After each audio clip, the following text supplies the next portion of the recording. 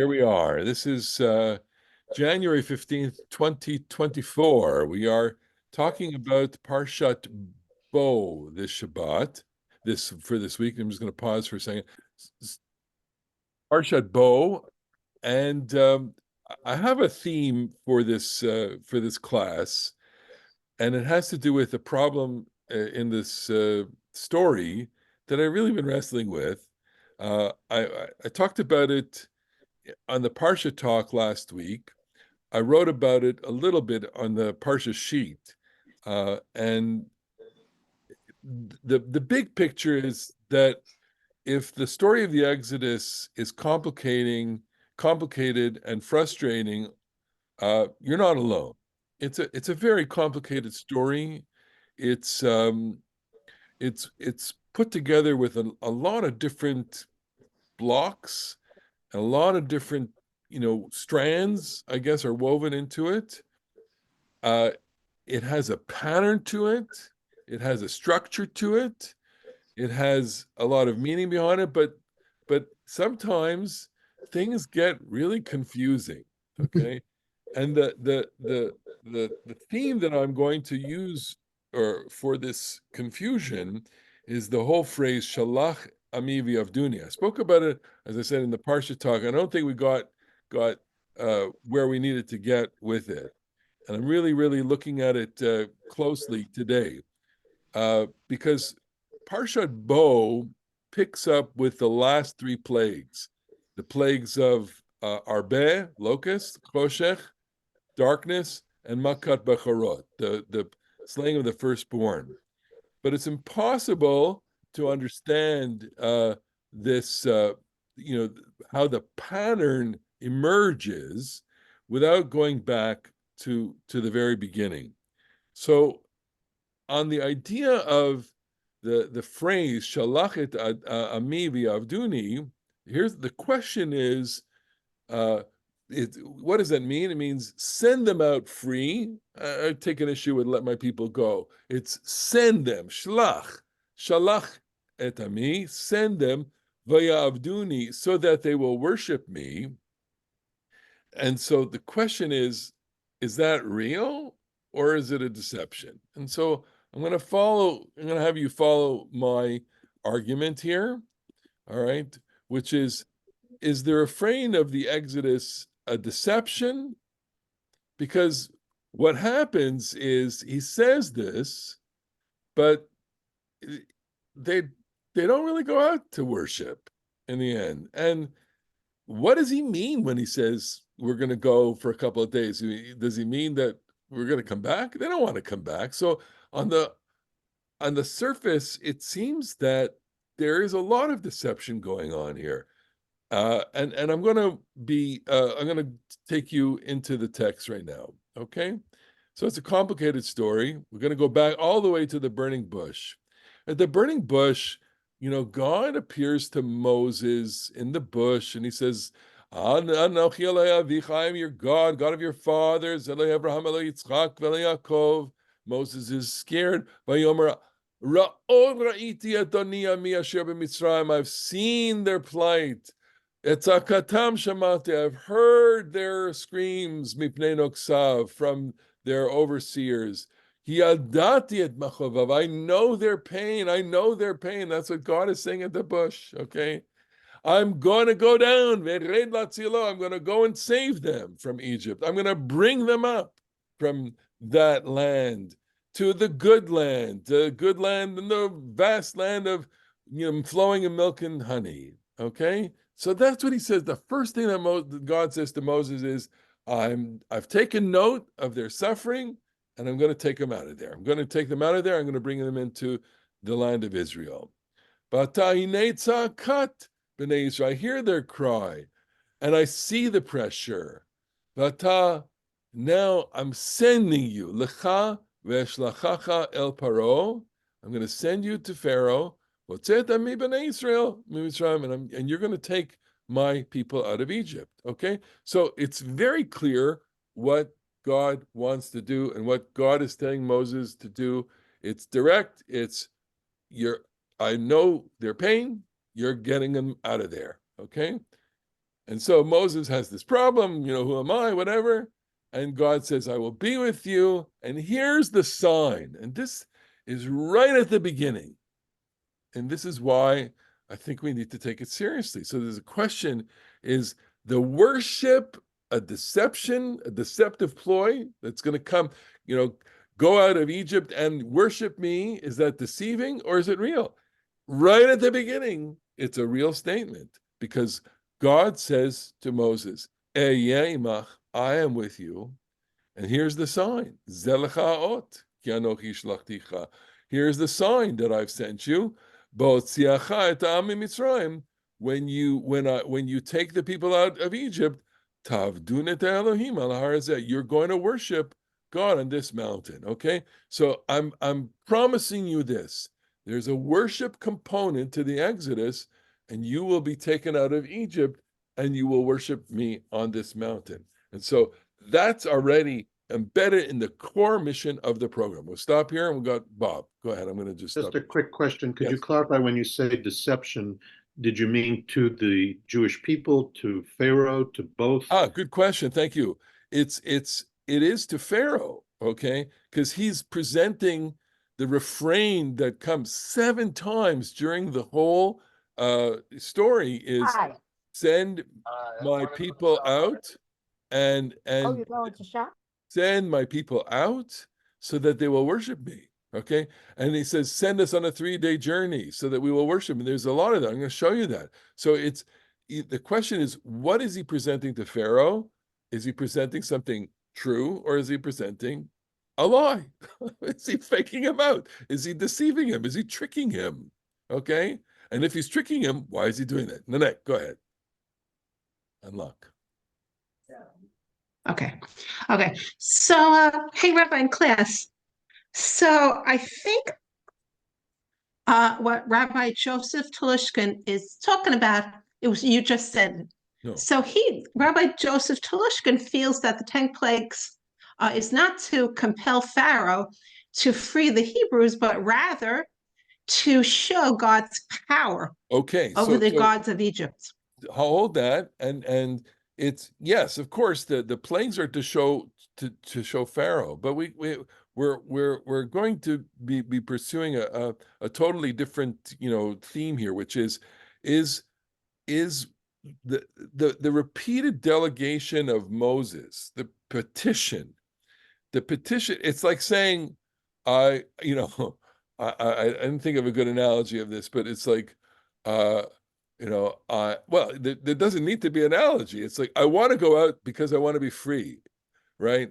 And he's saying, I want to go out because we're going to have a party, okay? That's right. We're going to have a celebration. We're going to have a festival, right? Wait a minute. That's a lie, all right? So, shalach et ami v'avduni means send my people out so that we may worship you, okay? Means in the very literal sense, send us out. So we're going to go to a place and we're going to have a big revival meeting. We're going to assemble as a group and we're going to have our sacrifices. We're going to pray. We're going to sing. We're going to dance. We're going to do our festival. And it doesn't say what we're going to do afterwards. Okay. But it's send us out. And so it's a very peculiar ask on the one hand. And Moses keeps asking Pharaoh to do this. And so we see that on the one hand, it may be deceptive. On the other hand, there may be something quite real on it. All right, let me continue with this. All right, here we go.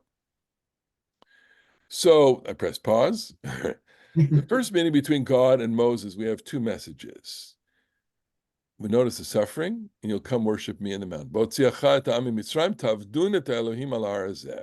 We go on.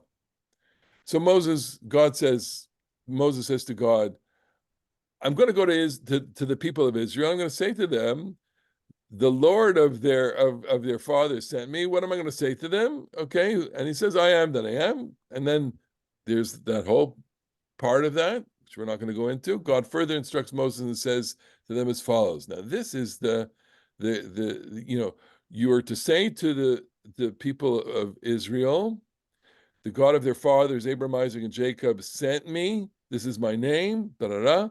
Gather the elders and tell them that God has remembered your plight and what you are doing in Egypt. And God is saying, I will take you, I will take you out of Egypt to the Canaanite land of the Canaanites, the Hittites, the Amorites, the Perizzites, the Hivites, the Jebusites, to the land flowing with milk and honey. They will listen to you, and you will then go to the elders of Israel, and with them go to the king of Egypt and say to him as follows, and I bolded this, or yellowed it, highlighted, Adonai Elohei Ivrim, Nikra Aleinu, the God of the Hebrews, has appeared to us. Vatanechana, we're going to go. Derech Shloshet Yamim Bamidbar, 3 days journey in the desert. And we will offer sacrifices to God. Okay, that's what you're going to tell him. Tell him that we're going to go and sacrifice. So again, what is the message?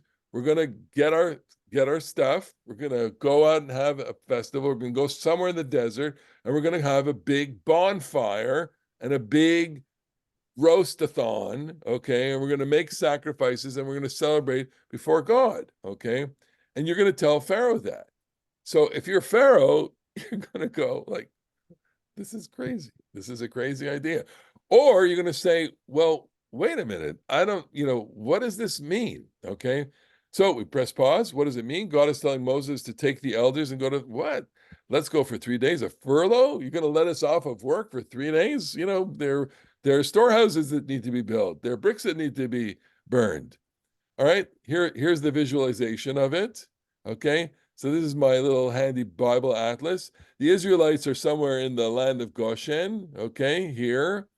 And at least according to most people, the mountain of God is somewhere down here, okay? Some believe that it's in Saudi Arabia here, okay? I'm assuming you're all familiar enough, with the geography here. Of course, this area has been in the news, as part of our daily, thinking today. And of course, we have to, be mindful that we're now 101 days into the war and praying for the hostages, okay, and thinking about them. And here, so the travel that he's imagining is a 3-day travel around this. Are they going to go south? Are they going to go north? Are they going to go east? Well, the desert, Egypt is mostly a desert, so they could be going here, or he may be thinking, he said, let's go into the desert. All right. Now, just for the sake of curiosity, what kind of mileage are we talking about here? So I pulled up the Google Maps, okay, and here's Google Maps. So I plotted on Google Maps a trek from Suez, which is admittedly a little bit to the south of the Delta. The Delta's up here where restaurants are. From Suez to St. Catherine Monastery, which is the site of Mount Horeb, Mount Sinai. So what are they saying on Google Maps? It's a 68-hour, approximately 300 kilometers journey, okay?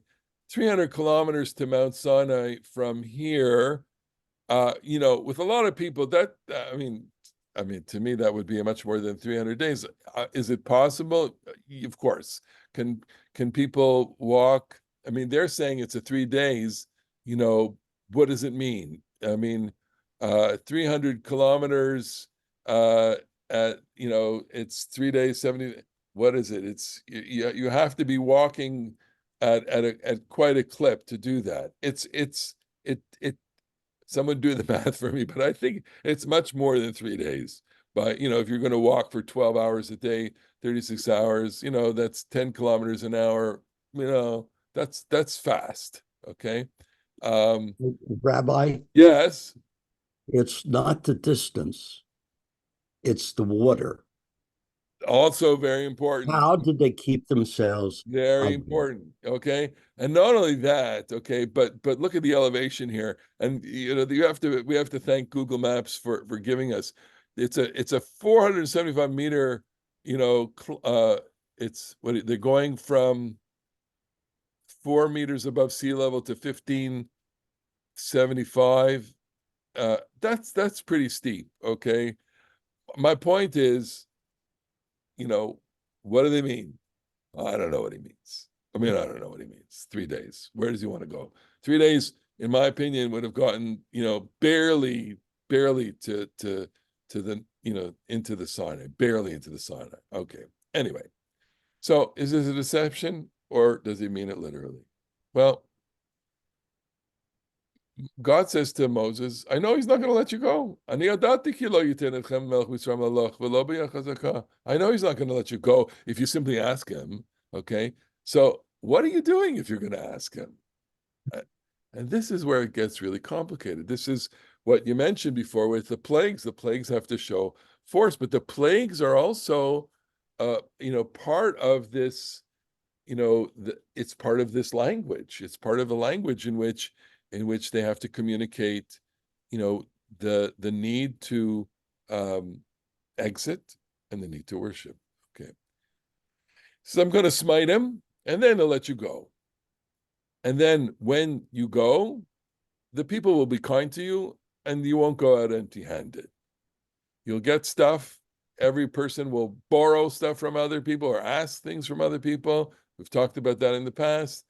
Gold, silver, etc., clothing, and you will have stuff to wear. Okay, so the promise is that you will exit and you will attain wealth upon exit.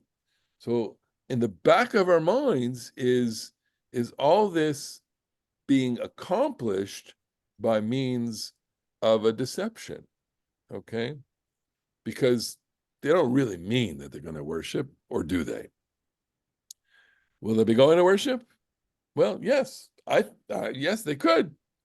Is it also deception? Well, I left out the word yes here, but it's possible. We go on. Moses goes back after the bush. He takes his wife back, and they go back to Egypt. And God says to Moses, you're going to see all the signs that I give you, and Pharaoh's not going to let you go. And then this really, really important line. Thus says God. This is what you're going to say to Pharaoh. Ko amar Adonai. Thus says the Lord. Beni, Bechori Israel. My son, my firstborn is Israel.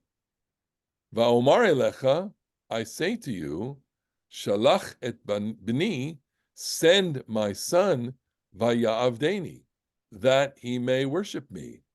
Vatima'ein l'shalcho, if you refuse to send him, hine anochi horeg et bincha bechorecha, I'm going to kill your firstborn. That is stated way, way before our parsha, way before the actual slaying of the firstborn. It's placed here as a kind of, overture to the whole story. In the end, that's what I think it's how it's functioning literarily, which is the culmination of the story is, in fact, the death of the firstborn. And this is because my people is my firstborn. And what is he saying there? He's saying it metaphorically, right? Not in any way literally. What is the metaphoric meaning of Israel is my firstborn? The metaphoric meaning of Israel is my firstborn is that they will have a status within the world that is different. Notwithstanding the fact that we've worked out a whole book where we don't like the firstborn, here Israel is the firstborn of God, and that God means that they will have the prerogative. And in that sense, then, look, you let my people out, my firstborn, and if you refuse, your firstborn will be destroyed. Now, how to understand this, okay, without going into it in too depth, and I see none at your hands a second, to understand it is the firstborn functions in a quasi-priestly role. Before we have priests, we have the firstborn. The firstborn is the prerogative of God, and the firstborn functions as as kinds of servants to God. They're the ones that elevate God and make God's name known. Okay, the firstborn of Egypt were conscripted into the service of Pharaoh, and they make Pharaoh Pharaoh. Okay, the idea of destroying the firstborn is if there's no substrata for service of Pharaoh, Pharaoh's regime collapses altogether, right? So in a sense, it's you do you decapitate Egypt? You could do that, but a more effective way, of course, a little longer way of destroying the entire regime is not to decapitate the head only, but it is to go after everybody that is in power. It would be like eliminating the cabinet, eliminating all the class, the people who are they run the state. If you consider those people the firstborn, once they're destroyed, there's no more state, and that's what's going on here. Okay, but he's saying, look, send them out so that they will worship me. Otherwise, this is what's going to happen. We'll stop here, and then go ahead. So I hear what you're saying, and I really like it. But very simply, don't you think, or do you think that Hashem is just saying, we're going to kill your firstborn? Because in the beginning, for years, they were killing Hebrew baby boys. No, it's not what it's saying at all. It's not what it's saying at all. It's saying something much more profound than that. I mean, this is not tit for tat. This is a grand theological statement of God in the universe, that God is made God through the people, that the only way that God is known in the world is if there's a people, the people of Israel, kind of, broadcasting to the world that there is God. So my firstborn, they're the ones that are broadcasting to the world that I exist.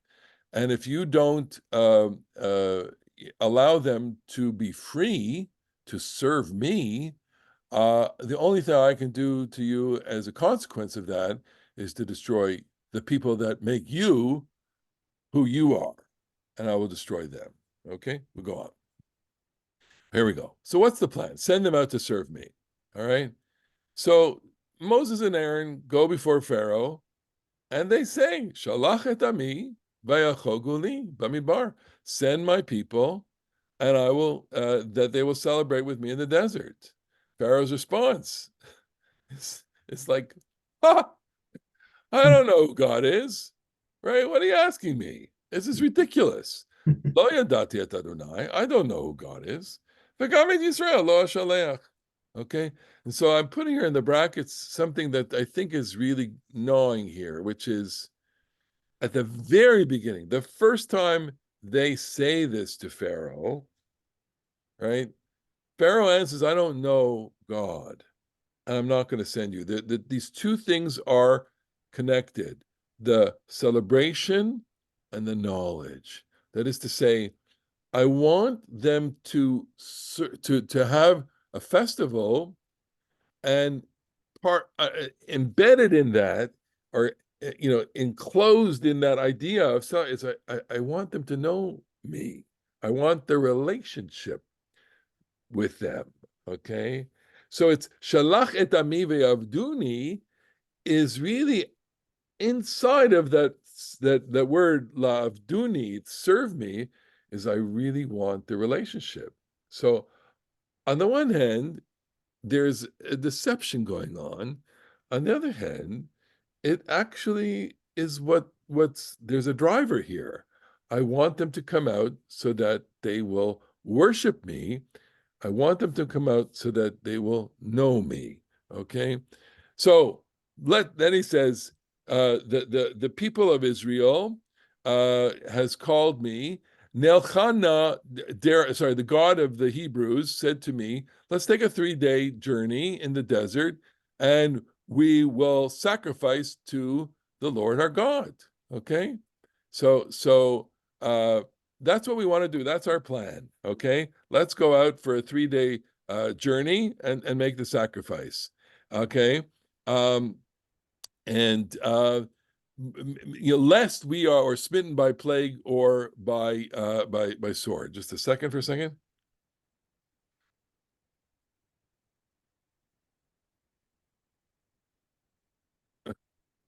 So we have to say, really? Is that what you want to do? You're going to let them go out for 3 days? You're going to let them go on a 3-day journey here? This doesn't make any sense. Pharaoh's response, you're a nuisance.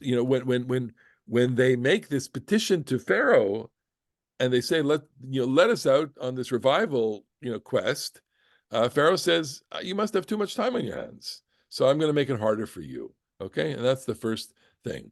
So then they go before the plague of blood. And here is where the litany of statements are. Shalachet ami v'avduni b'midbar.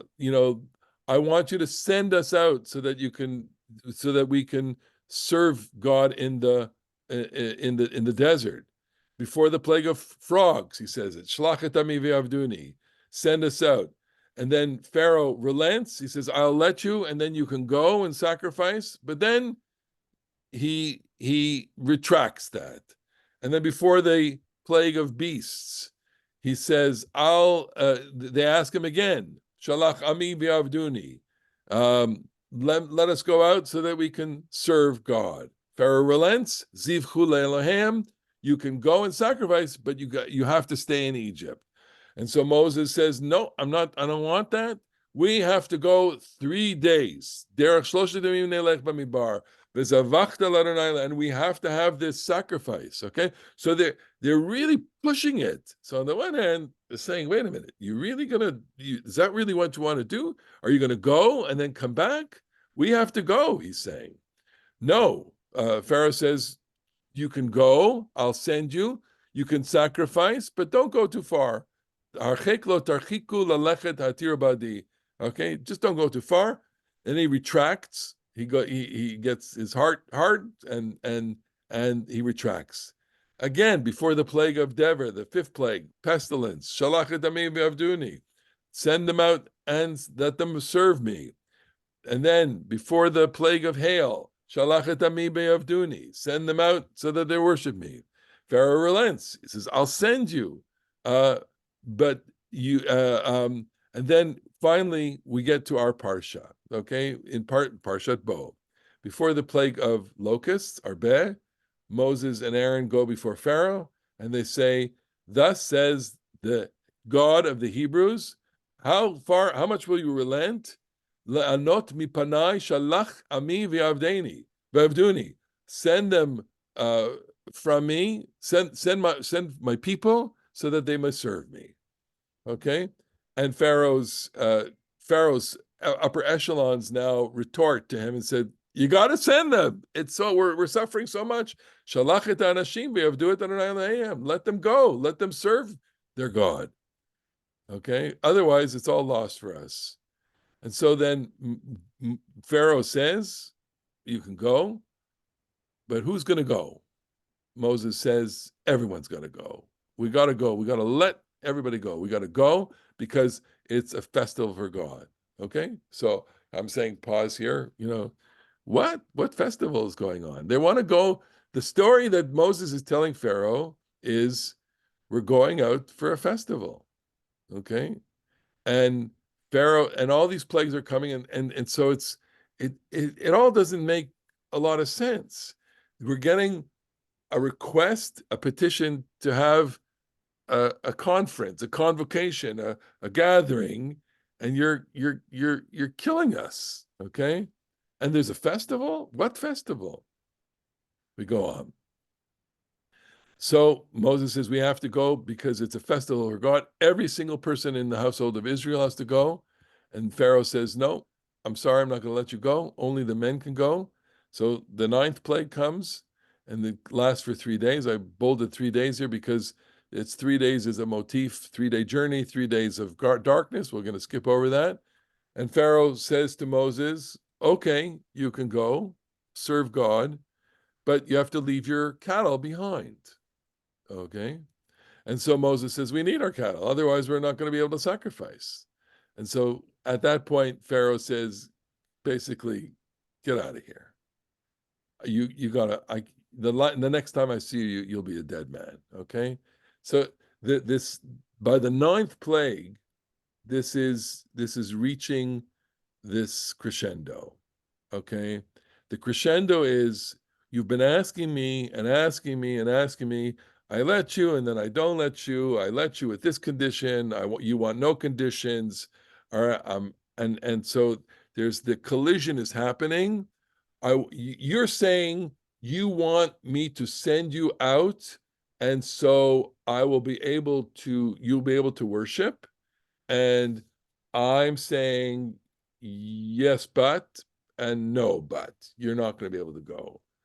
But is the worship a real thing? But aren't you going to get out of here altogether? We know, because of chapter 3 and chapter 4, that the real task is that Moses is going to take them out of Egypt and bring them into the land of Israel. But his presentation to Pharaoh is a deception. I want you to let us out so that we can, quote unquote, worship. Okay. All right. So now God says to Moses, I have one more plague I'm going to bring on Egypt, and then they're going to send you from this, and they're going to really kick you out here. And so when he says this, when God says this to him, he only mentions being sent, but not the sacrifice. And then what happens?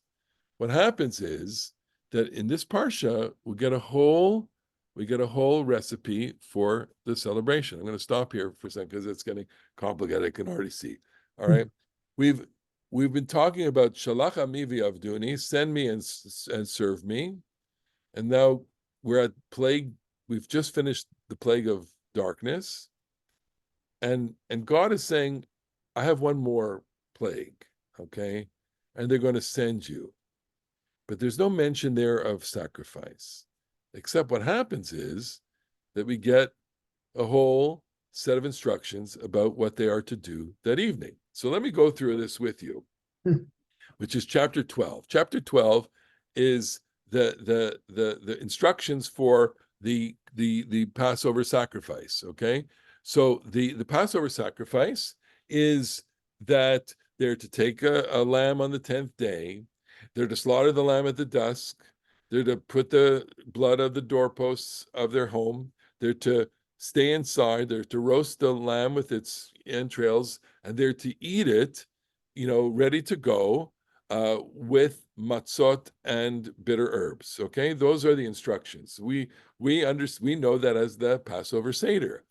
They are supposed to have their festival, but they're not going to have the festival in the desert. They're going to have their festival in their homes. But then what happens? So everybody gets their lamb, they slaughter their lamb, they do exactly what Moses says. They take the blood, they put it on their doorposts and their lintels, and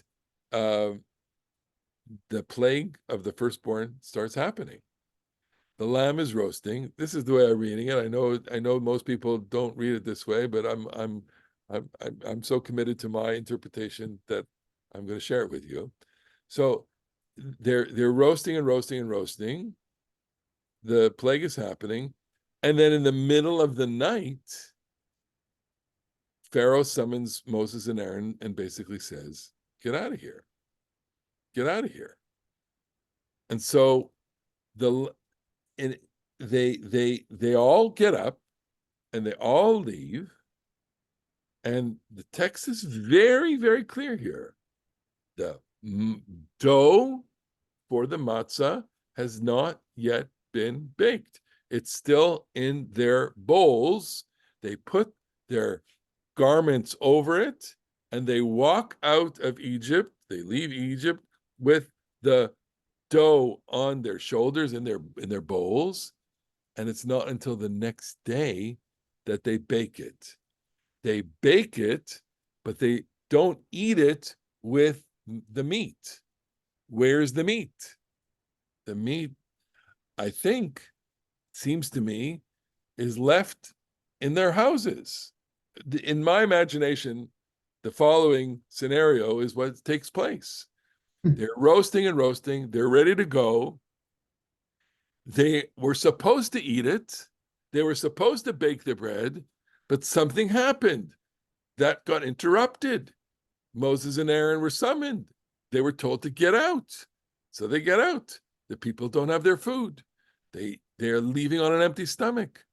And the first thing that they do, they can't take the whole roast with them. They can't take the lamb with them. It's burning. It's on a spit, whatever. But they can take the uncooked, unbaked dough with them.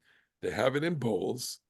And then the next day, the next morning, they will bake the bread and they will eat the bread.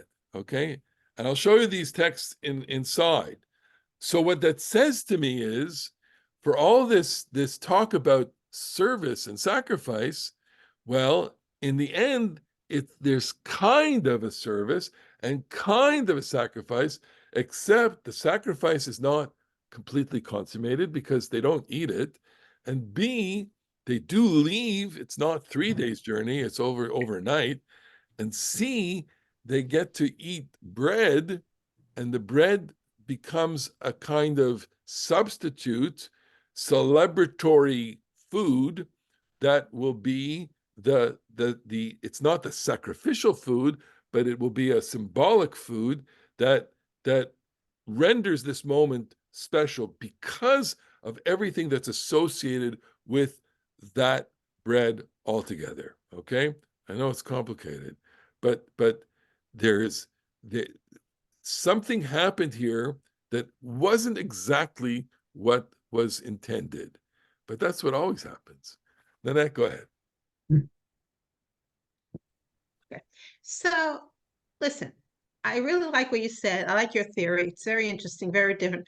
But honestly, I mean, I can't imagine the people, the Israelites, saying to Moses, yeah, we're going to go with you. So the meat's not cooked. We're going to leave it. Who gives a crap?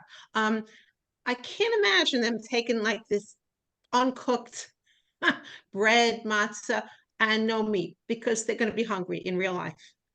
Like, what do you think about this? Well, I'll tell you what I think about it. I think that this is why this is the most remarkable moment, in my opinion. It's the most remarkable moment of the entire Bible because it's the moment when, and you'll appreciate the seriousness and the humor of it, it's the moment when the people actually listen to what they're told. It's the moment that the people they don't argue in this moment. They don't complain. They don't kvetch. They will very soon. But this is the moment that they say, we're ready to go. In my opinion, they're saying, we'll even go if it means we're going on an empty stomach. Okay. Look, I mean, it's hard to make all the analogies to today. Okay. But we have 136 hostages in tunnels and in the worst conditions. Okay. And if they were tapped by whoever that give and says you're going now, they would say, they wouldn't put on their shoes. They would be ready to go without anything. Okay, and that's what freedom is. Freedom is, I will go on an empty stomach. I will if it means being free. I don't mind having to fast. I don't mind having not to eat. I don't mind having to leave everything on the spit. I don't mind anything. I mean, I will need food at some point, but I'm willing to forego everything in order to do this. Now, I'm going to get poetic and philosophical and sermonic here and say, look, this is religion, okay, and in religion speaks in the language of symbols. And here in the language of symbols is a moment that effectively means they haven't eaten and they will eat. Okay, that suggests to me something very profound. We have those experiences. We fast and then we eat. fasting and then breaking the fast is a kind of subconscious or subliminal suggestion of cessation of one phase and beginning another phase. We do it all the time. All right. Pious people fast all the time. My late teacher, Rabbi Eliezer Silverman, used to fast once a month on Erev Rosh Chodesh because it's called Yom Kippur Katan. It's a mini Yom Kippur. And he used to fast every month because he wanted to express in ritual and symbolic language the idea that there's a renovation going on, that there's renewal going on.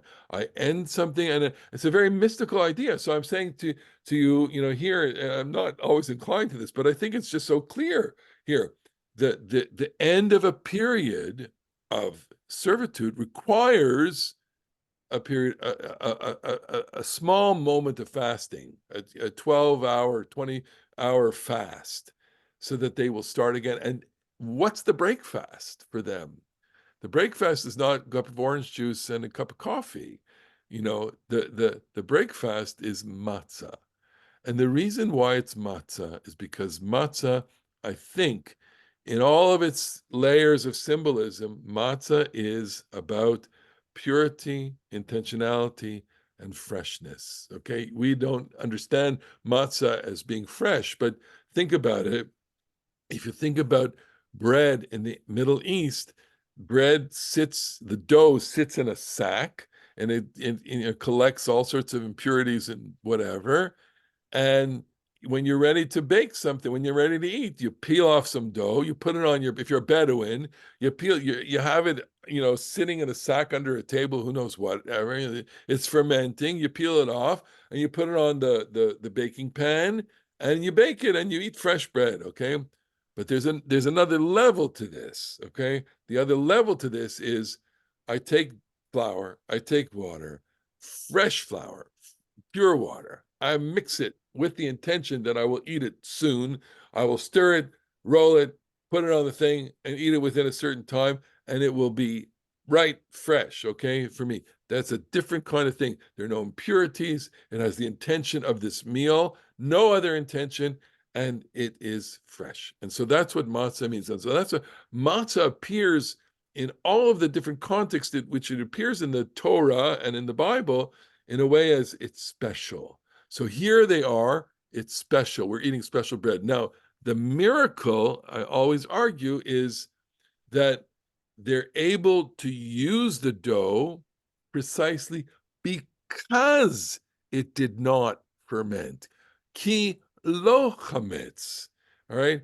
They were instructed not to use fermented dough. So they have a problem. The problem is they've made the dough, but it's going to be in their bowls all night. It may, in fact, ferment, but they're able to use it because it didn't ferment. And that is the miracle. Okay, I'm going to take it inside the text and show you this. This is so Moses, they give him the laws of Passover, okay, and it's in the middle of the night. Pharaoh gets out, and they say, "Go, kumu tzu'u mitochami gamatem lechu ivdu et Adonai." Go serve your God. I have in the yellow, I've made the get out, and the green, I've had the service. Okay, go out. Well, what happens then? They vayisam et bitzeko terem yechmatz. They left with their dough before it became fermented. Misharotam surot besimlotam al shichmam. The dough was in bowls in their cloaks that they placed on their shoulders. Vayisu bnei Israel meramses Sukkota. They go from Ramses to Sukkot. That's a place. 600,000 people. We'll leave that aside. And a Erev Rav, a mixed multitude, goes with them. Tzon uvakar mikne kaved maod. Sheep, cattle, and a great horde. Vayofu et habatzek. They then bake the dough. Asher hotzio mimitzrayim ugot matzot. They bake the dough that they took out of Egypt into cakes of matzah. Ki lo chametz, because it had not yet leavened. because they were dispatched. Ki gorshu mitzrayim. They were thrown out of Egypt. They couldn't wait. They couldn't wait to make their meal. They didn't know provisions. Therefore, it's clear here, they went out on an empty stomach. So, was it deception or real? Well, or both. Or was it different from what was planned? Here's my thoughts. There had to be a celebratory component to the Exodus, okay? It had to have something with it. It just couldn't be about going and leaving. There had to be some element to this, okay? And that element, I think, remains to this day. We celebrate freedom, but we have to do it with food, okay? It's unbalanced if it's just about leaving. Shalach has to have a component of vayavduni, okay? And I follow this through in the first commandment. The first commandment, which is probably the most important statement. We're going to get there in a couple of weeks, where God says, Anochi Adonai Elohecha, Asher hotzeiticha me'eretz Yisrael mibeit avadim. I am the Lord your God, who took you out of the land of Egypt from the house of slavery. Lo yeh lecha Elohim acherim al panai. You shall have no other gods besides me. Okay? What does that mean? If not, I take you out, shalach et ami v'yavduni. I'm taking you out so that you will serve me. I took you out of Egypt, and you will have no other gods. It means you will worship only me. So the idea, it's not a deception, it's actually embedded into the whole idea of the Exodus, that the Exodus is completed by the notion that you will only serve God, okay? The deception argument is this. There's a guy named Dean Andrew Nichols. He has a book called The Trickster Revisited, Deception as a Motif in the Pentateuch. I haven't read the book, but I read the salient portions relating to the Exodus. And the chapter headings are all stories that you recognize. What happens? You have Abraham tricks Pharaoh the first time, and Jacob tricks Esau, and Jacob tricks Lavan. And trickery is a motif in the Bible, okay? We can't escape that. It's there. And he's saying here, he argues that deception is a motif in this story also, okay? He says as follows: the clear contradiction between the plan to deliver the people from Egypt and the instructions to ask for a mere 3-day journey is not an editorial slip. He's saying it's actually the intention or an opening gamut. It's essential to a deceptive plot that would eventually release Israel, giving them the wealth of Egypt and destroying the enemy in the process. So he's saying here, look, understand this for what it is. This is just another line, another point in a long line of the deception motif, the trickery motif, that we've seen all together. And that Moses, in this presentation, he's really not telling the truth. He's lying to them, or he's deceiving them. He says, because he's saying, take us out on a 3-day journey so that we may worship. You really think they're coming back? Okay, is that what's going to happen? And in fact, next week's Parsha, they do come, they try to retrieve them because Pharaoh's still kind of operating with that deception. So in fact, there's an element here, okay? But deception is a critical part of the story, but it's not a whole part of the story. What happened?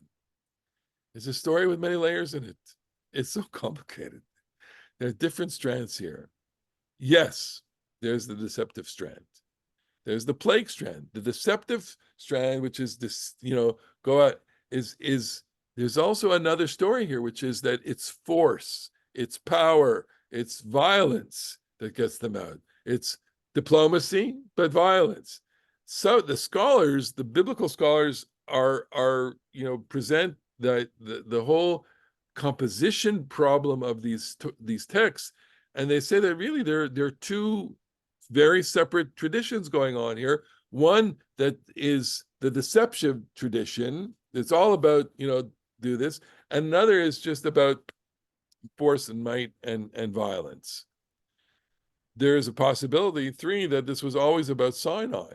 That at the very beginning, when God says to Moses, I will take you out, and the sign of this is that you will come to worship me on this mountain. That I think deep, deep, deep, I think that probably the earliest layer of the story is that you're going to come out and you're going to be at this mountain, because the whole Bible hinges on coming out and being at the mountain, so that the worship is the worship experience at the mountain, not the worship experience in Egypt at the Seder. Okay.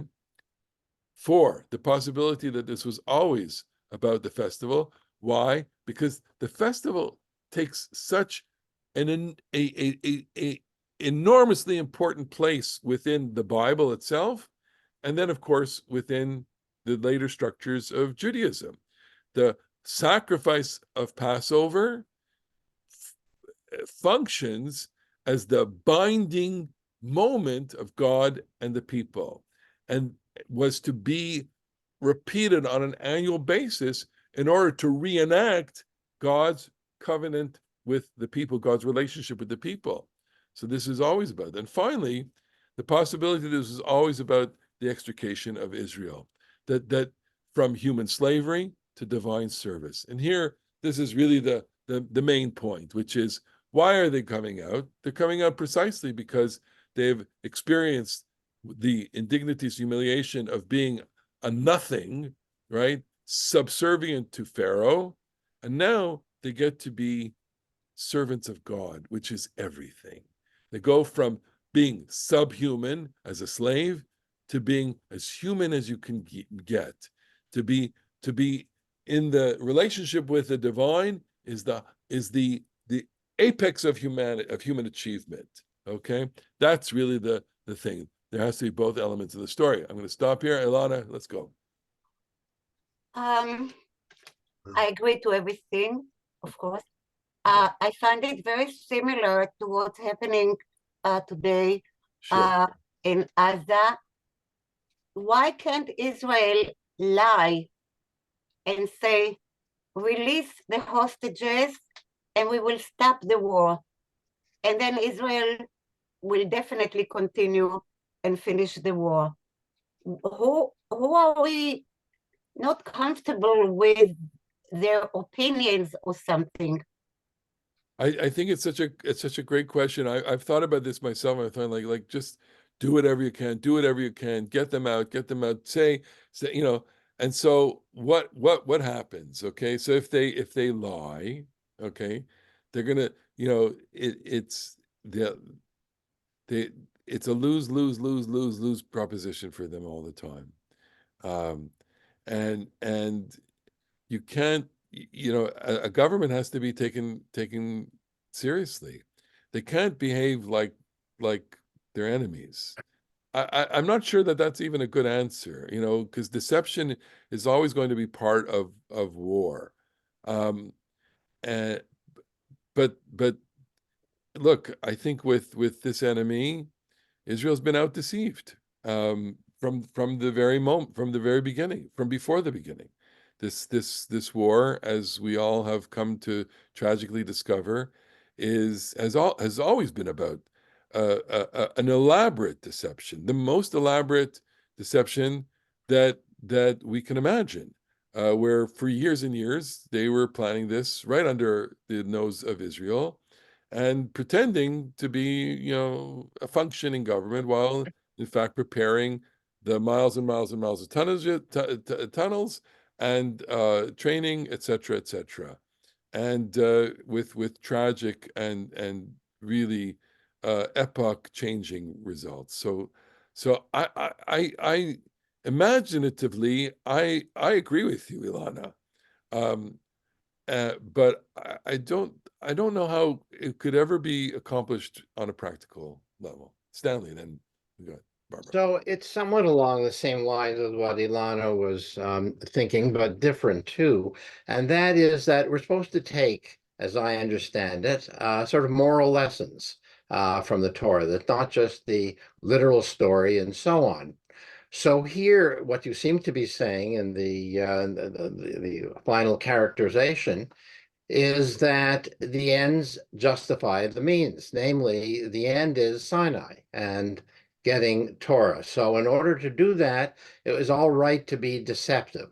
But that's somewhat troubling, obviously, as a general sort of moral teaching or moral lesson. One can say, all right, in war, maybe you can make justification of the kind that Ilana is suggesting. But here, it's not about war, it's about freedom, by getting out. That's important too. So how does one sort of square the moral lessons you want to take from the Chumash and this Well, I'm glad you mentioned that, Stanley, because this is precisely why I have such a difficult time with the whole thesis of deception. I've been struggling with this for, on this reading a couple of weeks already, on the question, going like, come on, this you can't, there has to be an element of reality here, right? To the modern reader, the plagues are scandalous enough. Okay, the deployment of violence for the sake of Israel's freedom, it scandalizes us in the sense that we have this perception that God is a big bully and bullying around the Egyptians, and we want it to be taken on a much more serious basis here. There's it's not a cartoon, okay?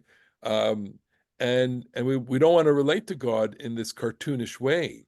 So there has to be something deeper here. Likewise, I would say, of course, part of human relations includes, all sorts of things that involve deception. And look, that writer, he's probably right in the sense that you don't have to look here for deception. You can look almost everywhere for deception in the Bible. I mean, it's a constant theme that's going on. This one disguising himself as that one. Tamar, Judah. It's everywhere. There's lots and lots of it. That's why it's a subject for a doctoral thesis and a book. And so could you say that there's deception? The answer is, unfortunately, yes. There is. And what would be the theology or the moral reasoning for it? Which is, it's not only the ends justify the means. It's to say here we have a luxury to be free, to live in freedom, and to really not have this deep personal experience of enslavement or servitude, or for all of us here, incarceration, where we aren't free. Okay, I suspect that we would not last two minutes with our own freedoms upheld. We would have a tremendous crisis. We would but this is the permanent state of Israel here. So therefore, anything can work. I may not be satisfactory, but that's where I am. Well, it's not exactly satisfactory. I know. understand your efforts here. I mean, one can say that in the other cases, I don't know, I'm not enough of a biblical scholar to know, in many other instances where there's deception, somewhere along the line there's a comeuppance or a punishment or something that at least gives a satisfactory feeling that, well, he did a bad thing there, but look what happened to him later on. I don't know if this applies here at all. But it's somewhat troublesome to me anyway, just as it is. Look, the story is complicated. That's it. Barbara, and then Bob, then Skip. I just want to finish. It also depends who you are lying to. Yes. Yes, that's my point.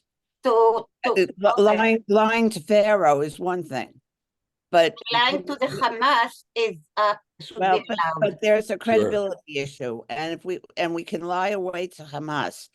But if it is perceived as lying to the other nations that are supporting Israel, then there's going to be an issue and a problem. Well, I think that we are very sensitive to that.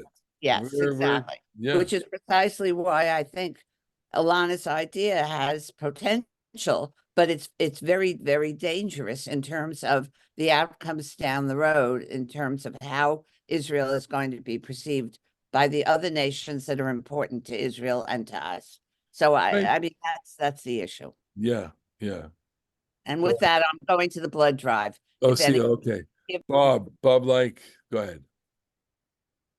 Yeah, first I just wanted to say that some years ago I read a book by a philosopher on the history of lying, the moral history of lying, which was and there are a lot of books that are published on that thesis where they even talk about in nature chameleons. And obviously, as people mentioned in warfare, that mimicry, things like that, what exactly does lying mean from a philosophic standpoint? And I just texted you several things while you were talking from the Christian theologies that Yeah. have wrestled with exactly these passages. But the two comments and questions I have, I heard a number of rabbis speaking about bo, the word itself, and the distinction with lecha, going out. And a lot of this discussion today is about going out or entering and all that. And it got me to thinking about the difference between being an emigrant, emigration from, or immigration to, and that kind of transition, which is what's kind of happening here. They may be being expulsed, but they're actually emigrating from Mitzrayim and they're immigrating to some other place. So what is the character? And the final comment is that for me, rather than looking at the thread of deception through all these stories, I look at it as the life challenges that people are having, and that these are tests, whether tests for Pharaoh, tests for Moses, and again, to just get slightly mystical, there's always a Moses and a Pharaoh in each of us that are wrestling with each other. And so what's being described here metaphorically is our own struggles with these things as well as the people's struggles. So Sure, and of course, you know, the story lends itself to all these different levels of interpretation and introjection. You know, you place them inside of us. You know, and yeah, I would say that part of what it means to kind of meditate on the story is to think about where the movement is, where, you know, what are they leaving and what are they coming to, and of course, you know, the journey metaphor is all about that. You know, they leave Egypt. It's they're exiting from the narrow plain, Mitzrayim. You know, and there's a birth there. That's the ultimate kind of, you know, exit that really is involved here. It's a national, you know, birth of the people, with all the symbolism that is there. And of course, we could you know, explore all of those themes. So there's, you know, there's never one. I mean, as much as I would love this, you know, I joke about it because I always like to say we're always, you know, so committed to our own interpretations, and as much as I'd like to have everybody commit to my interpretation, the joy of this, of course, is to understand that there's no one single layer, one single interpretation. Even you know, all the scholarship that you could read, you know, which is so precise and so, you know, literal and so philological and so, you know,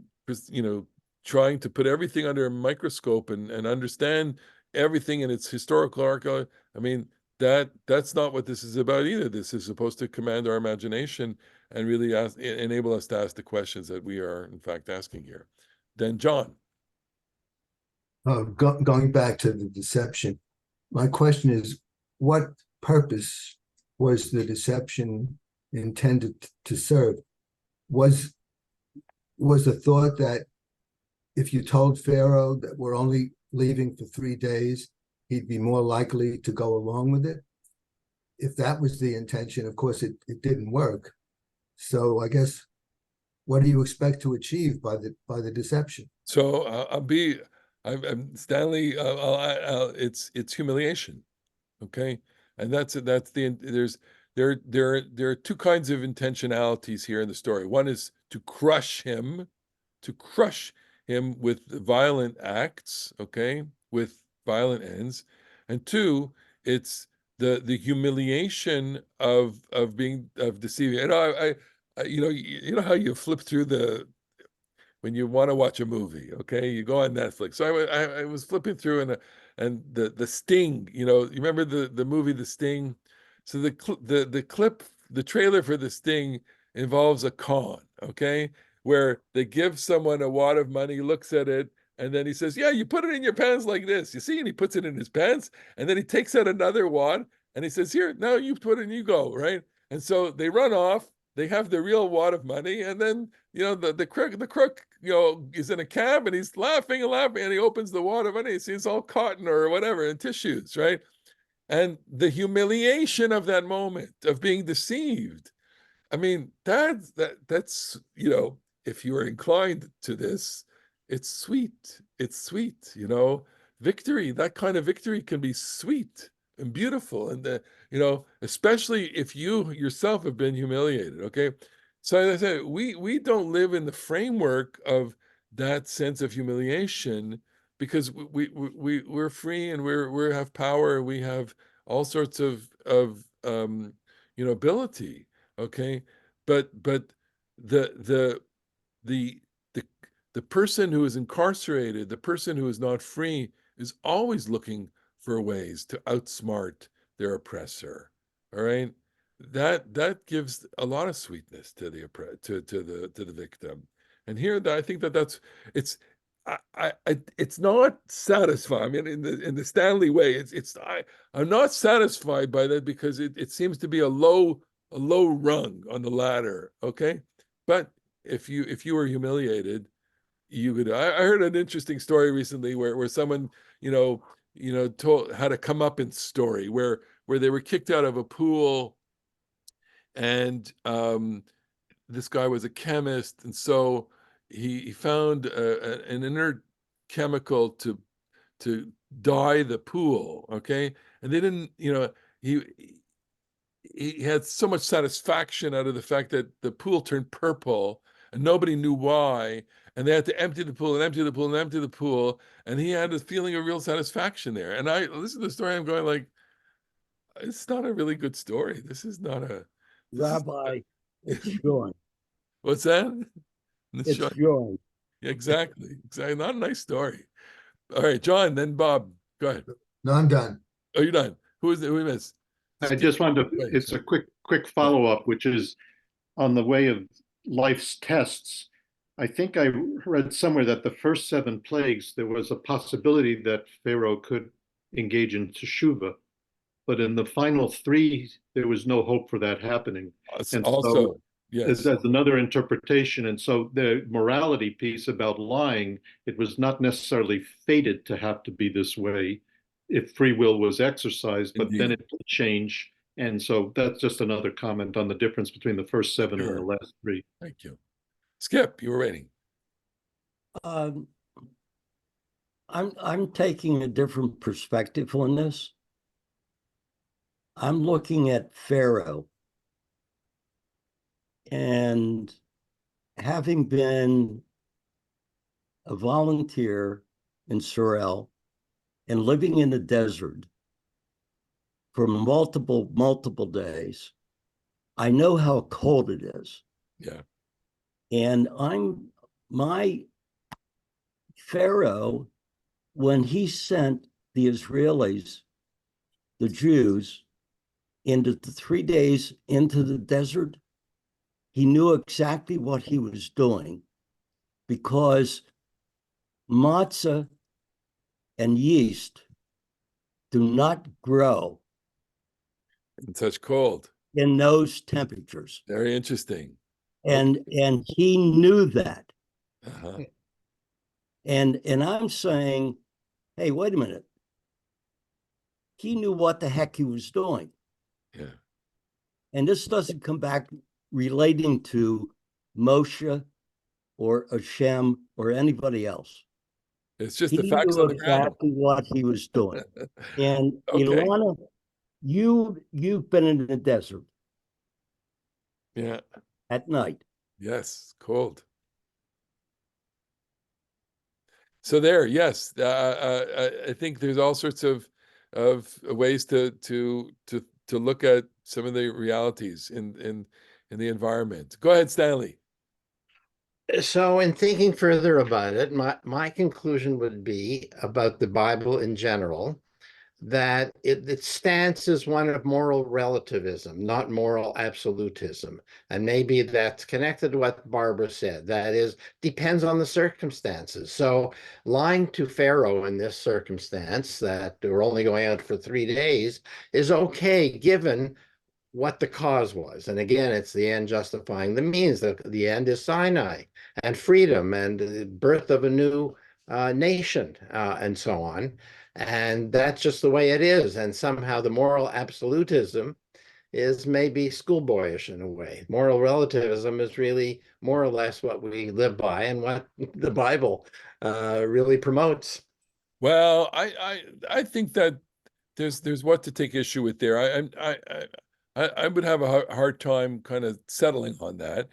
And therefore, where I go back is saying there has to be some truth to this. In the core of the story is that the completion of the people is with its relationship to God. That Ve'avduni is really a code word for I want to have a relationship with them. And so what Pharaoh may understand in his own way is they're rejecting me. They're rejecting me as the sovereign because they have a sovereign above me. And that he can't accept.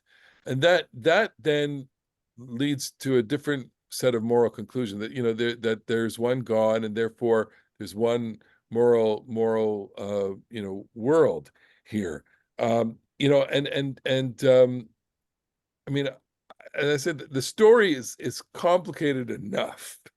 Okay. And these moments in the story, I think just make it that much more intricate and complicated. And of course there has to be some of this element because within human relationships, within power struggles, there's always going to be a question of who's telling the truth. Look, you have agreements between nations, you have treaties and whatever. We have a nuclear treaty, okay? And the minute that the treaty is signed, there's deception. We've had, I was so critical about the deal with Iran, early on, because who are we fooling ourselves? How are we fooling ourselves with this? The minute that the deal was signed, they were deceiving the United States. And this, we tell ourselves our own stories about this too, where we act with subterfuge also. So yeah, that puts me back in everybody's doing it. On the other hand, we want to be in a world where there's no deception, where there's truth, where there's trust, where there's bonds, where there's covenants. That's the divine human relation. You can't fool God, is what we can fool Pharaoh, we can deceive Pharaoh, but God can't fool. I think yeah. So it's aspirational. We haven't gotten there. There you go. It's something we should keep as a goal ultimately to achieve. Yes. All right, folks. We'll leave. Oh, John got the last word. Well, God is the one who's authoring the deception. It's not human being. God is the one who ordered the. So I think what we see in Exodus, it's a battle of the gods, really. Okay. All right, we'll leave it there, and we'll keep God. We'll keep God above. Keep God out of this. All right. So next week again, I'm just going to pause for a second. Next week.